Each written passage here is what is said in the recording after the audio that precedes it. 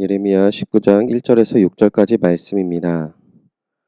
여호와께서 이와 같이 말씀하시되 가서 토기장이의 옹기를 사고 백성의 어른들과 제사장의 어른 몇 사람과 하시드문 어귀 곁에 있는 흰놈의 아들의 골짜기로 가서 거기에서 내가 네게 이름 말을 선포하여 말하기를 너희 유다 왕들과 예루살렘 주민아 여호와의 말씀을 들으라.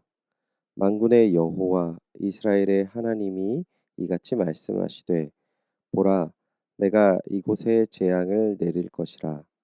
그것을 듣는 모든 자의 귀가 떨리니 이는 그들이 나를 버리고 이곳을 불결하게 하며 이곳에서 자기와 자기 조상들과 유다 왕들이 알지 못하던 다른 신들에게 분향하며 무죄한 자의 피로 이곳을 채웠음이며 또 그들이 바알을 위하여 산당을 건축하고 자기 아들들을 바알에게 번제로 불살라 드렸나니 이는 내가 명령하거나 말하거나 뜻한 바가 아니니라. 그러므로 보라 다시 이곳을 도벳이나 흰놈의 아들의 골짜기라 부르지 아니하고 오직 죽음의 골짜기라 부르는 날이 이를 것이라. 여호와의 말이니라. 아멘.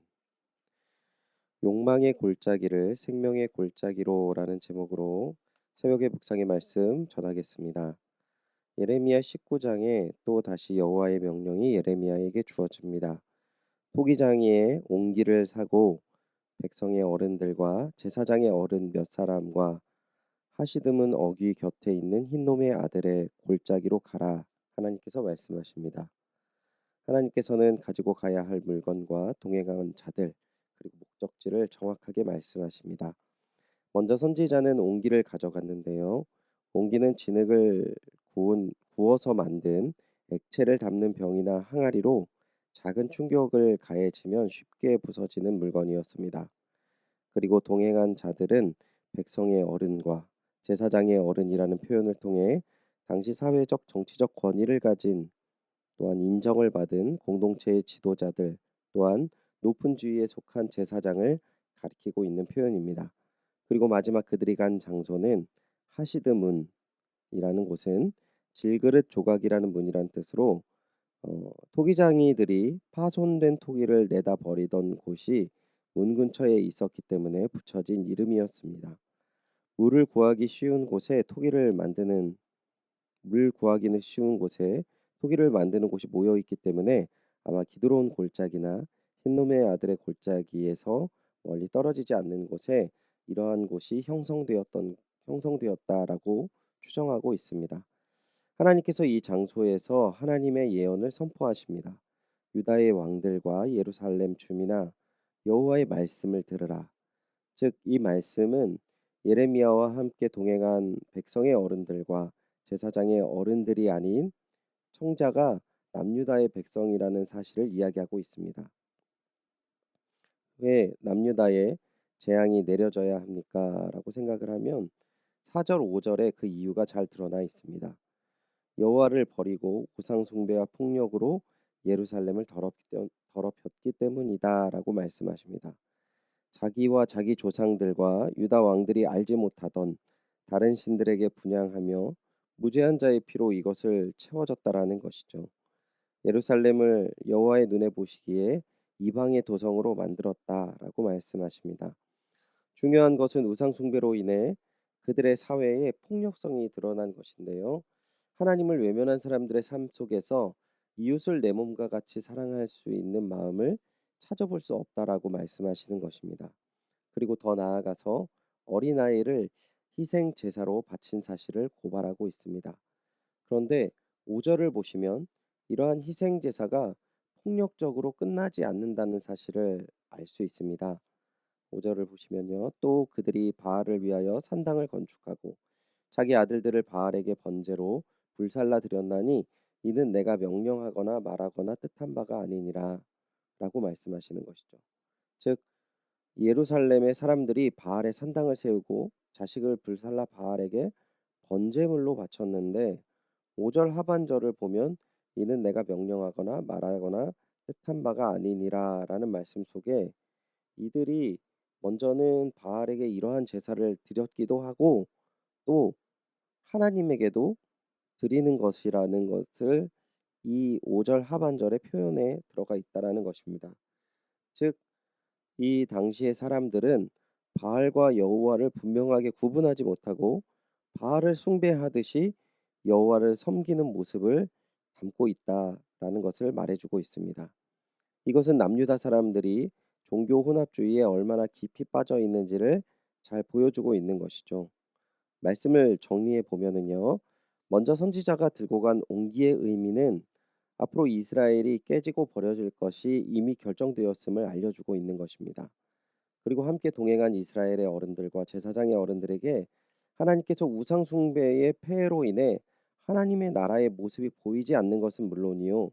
세상의 사회보다 못한 모습을 보여주며 하나님의 백성이라고 하지만 하나님께서 명하시지도 않는 우상 숭배의 모습을 가지고와 종교 혼합의 모습의 극치의 모습을 지켜보며 부인할 수 없는 죄의 모습을 지금 드러내고 있는 것이죠.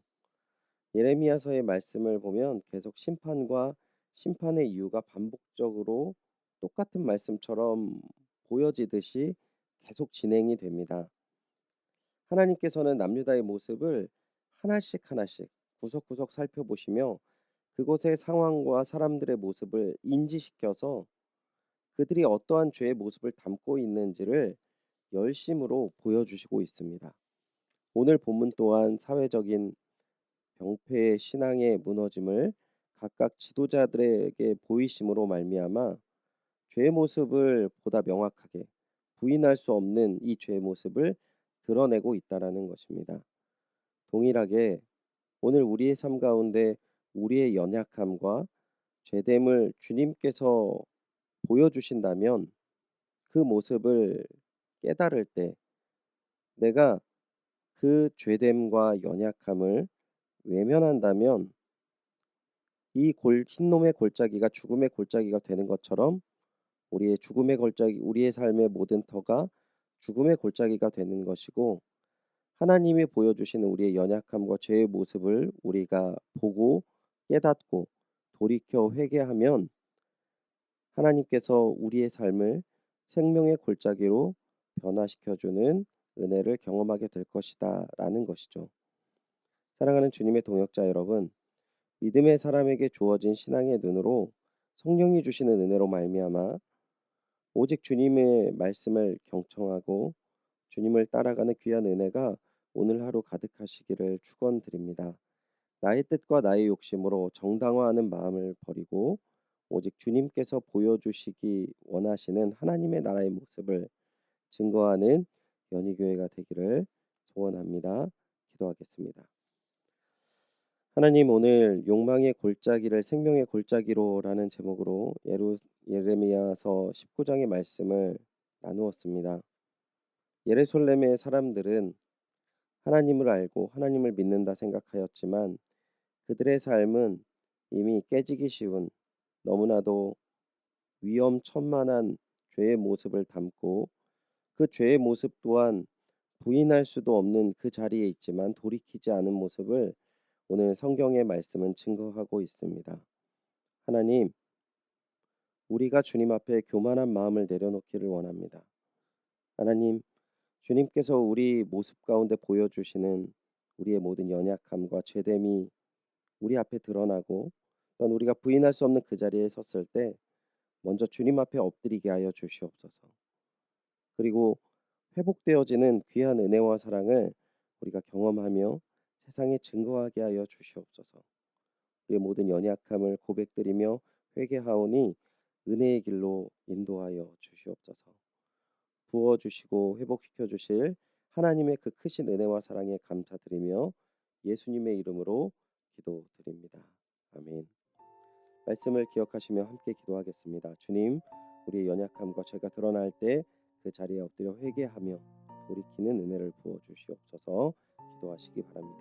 나라와 민족과 교회를 위해 기도하실 때 코로나19의 조속적인 종식을 위해 기도해 주시고요. 특별히 접종이 열심히 진행되고 있는 가운데 있는데 교회 모든 어르신들의 안전한 접종과 또한 이 모든 접종의 과정이 잘 진행되어질 수 있도록, 또한 이 이후에 교회와 모든 사역이 점차 잘 회복되어지고 모든 교회의 교인들이 안전하게 잘 이 모든 것들을 감당할 수 있도록 교회를 위해서 기도해 주시기 바랍니다. 담임 목사님의 영과 육과 영화육의 강건함을 위해 기도해 주시고 성령 충만하셔서 힘있게 교회를 이끄실 수 있도록 힘과 능력을 더하여 주시옵소서.